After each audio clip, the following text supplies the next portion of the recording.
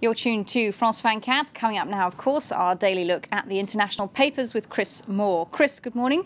Let's start here in Paris. Pretty active day there as the Olympic flame passed through. Tell us what the papers make of that. Well, as you said, it was a very unsteady trajectory through the streets of Paris for the Olympic flame yesterday.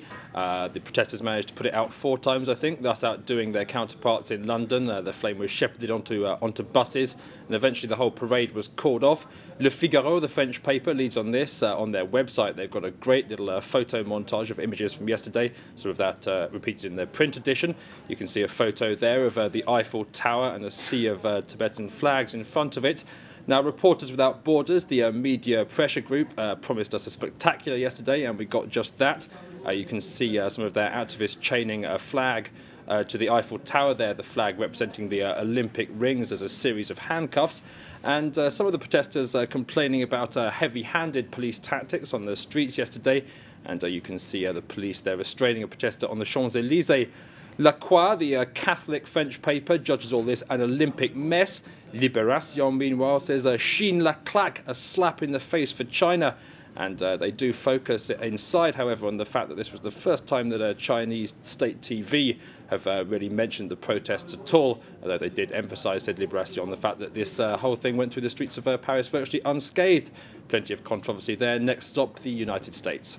Right, well, Chris, moving on, the international Arabic language press is focusing very much today on the unrest and the role of Shia militants in Iraq. Tell us what Iraqi papers make of that. Well, there's Sharq al-Awsat, which is a London-based Iraqi Arabic language paper. Their headline is Maliki threatens Sadr's movement with exclusion from local elections unless he disbands Mehdi army.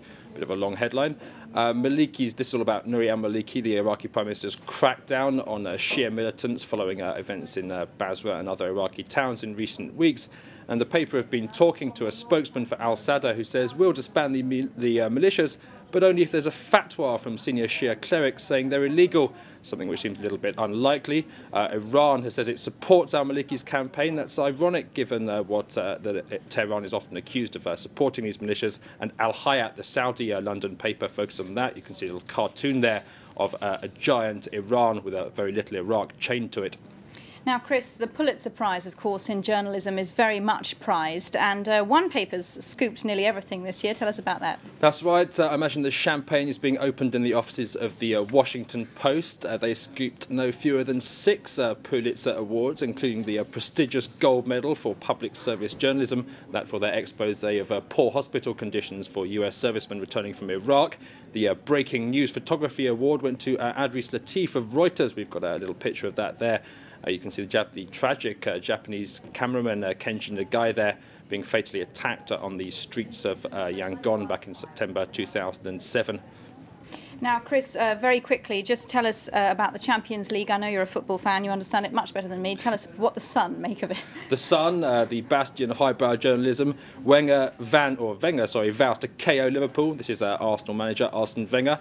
Second leg of the quarter-finals tonight. Arsenal are tied 1-1 with Liverpool, and they're away. So that's going to be a difficult task if he's to fulfil his promise of KOing Liverpool.